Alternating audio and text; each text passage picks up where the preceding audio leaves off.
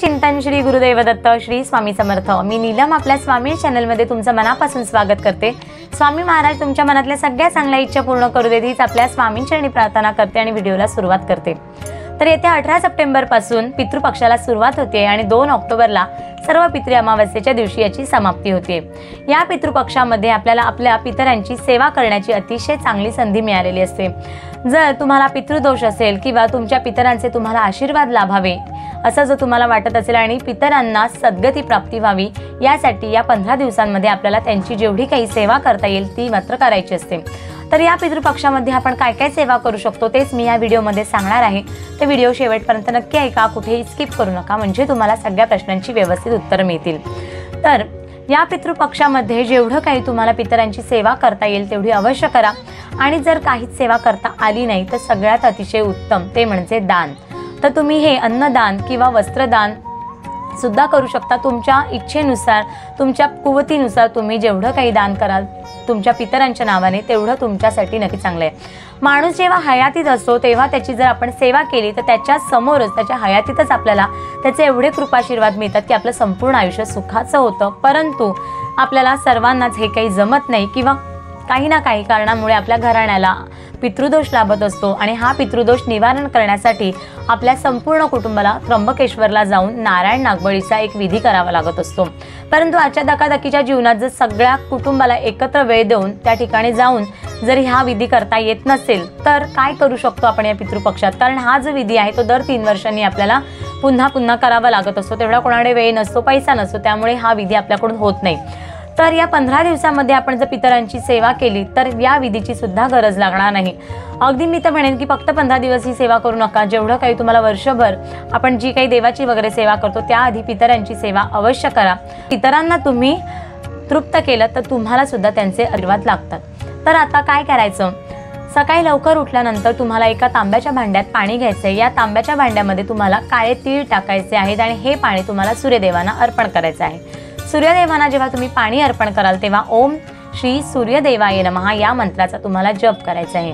त्यानंतर देवपूजा करायच्या आधी तुम्हाला पितरांची सेवा करायची आहे। तुम्हाला एक आसन ठेवायचं आहे आणि त्यावरती बसून तुम्हाला दक्षिणेकडे तोंड करून पितृस्तुती स्तोत्राचं पठण करायचं आहे।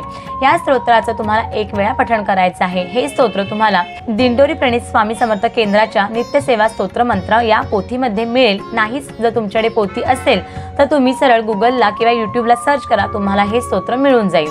त्यानंतर आपल्याला एक पितरांना प्रार्थना करायची आहे, ते म्हणजे तुम्ही तुमचं नाव घ्यायचं आहे, संपूर्ण नाव सांगायचं आणि मग सांगायचं की या पितृपक्षामध्ये मला तुमची आठवण आहे। तुमच्या कृपेमुळेच माझं आयुष्य जे आत्ताचं चालू आहे ते सुखाचं चालू आहे, व्यवस्थित चालू आहे। परंतु तुमचे कृपाशीर्वाद मला माझ्या पुढच्या पिढीला आपल्या संपूर्ण पिढीला मिळू देत आणि तुमच्या कृपाशीर्वादाने आमचं आयुष्य सुखाचं होऊ दे।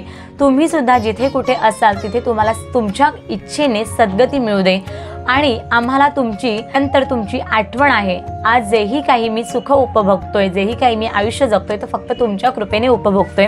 त्यामुळे याच्या पुढच्या सुद्धा पिढ्यांमध्ये स्त्री पुरुष जे कोणी आपल्या घरामध्ये वंश वाढत जाईल ते सर्व तुमच्या कृपेमुळे त्यांना सुद्धा ऐश्वर्य संपन्न होऊ दे, आशीर्वाद लाभू देत, ते सुद्धा निरोगी त्याचबरोबर दीर्घायुष्य त्यांना प्राप्त होऊ दे।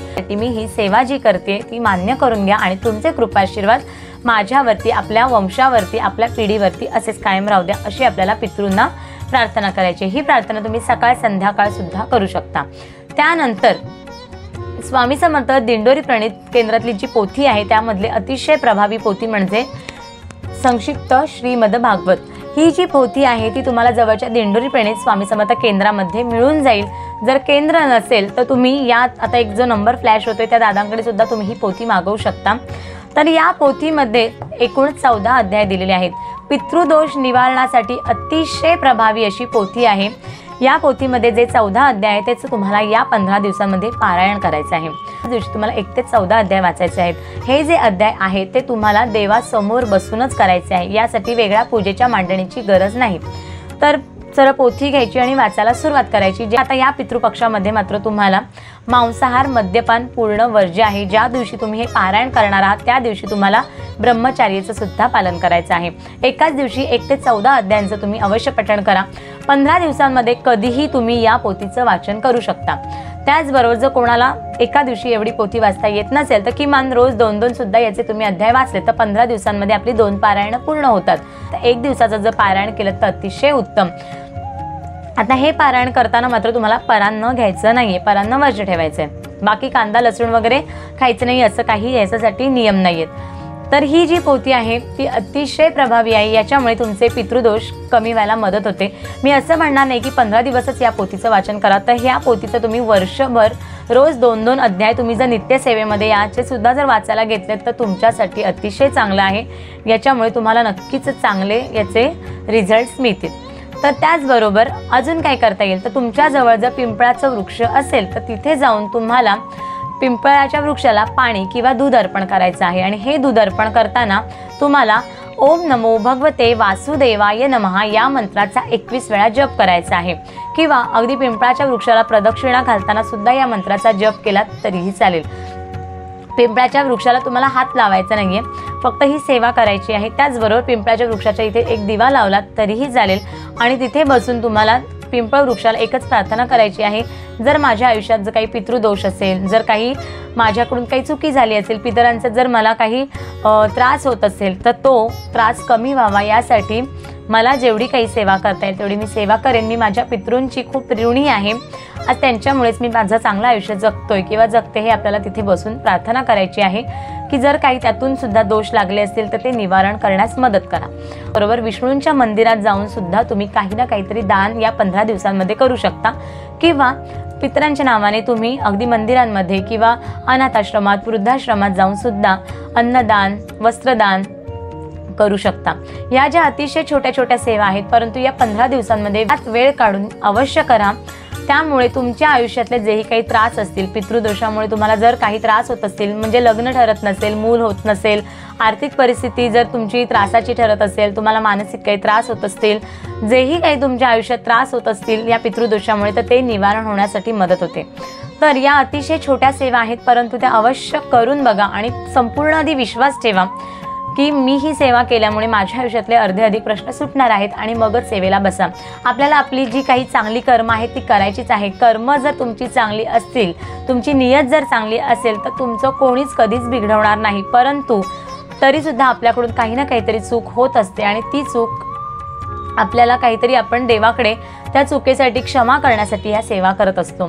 या सेवा केल्यामुळे जर तुम्हाला काही चांगलं मिळत नसेल तर किमान तुमच्यात स्वतःमध्ये पॉझिटिव्हिटी येते, तुमच्या घरामध्ये पॉझिटिव्हिटी येते, त्यामुळे तुमचं आयुष्य सुखाचं होत असतं। त्यासाठी तरी या सेवा किमान अवश्य करून बघा।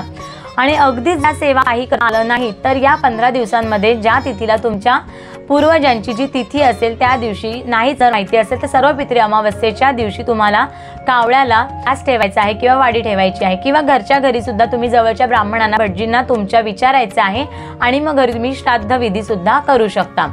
तर या ज्या सेवा आहेत त्यामधली किमान एकतरी सेवा तुम्ही अवश्य करून बघा, नक्कीच तुमच्या आयुष्यामध्ये चांगले दिवस येतील, तुमचं आयुष्य पॉझिटिव्ह व्हायला नक्कीच मदत होईल। तर आजची जी सेवा आहे, आजची जी माहिती आहे ती इथेच थांबवते। आजची सेवा किंवा आजचा व्हिडिओ तुम्हाला आवडला का हे कमेंटद्वारे नक्की सांगा। चॅनेलवर जर नवीन असाल तर चॅनेलला नक्कीच सबस्क्राईब करा। व्हिडिओ आवडला असेल तर व्हिडिओला लाईक करा, शेअर करा, कमेंट करा। आजचा व्हिडिओ इथेच थांबवते, पुन्हा भेटूया अशा छान स्वामी सेवेमार्फत। तोपर्यंत धन्यवाद। श्री स्वामी समर्थ।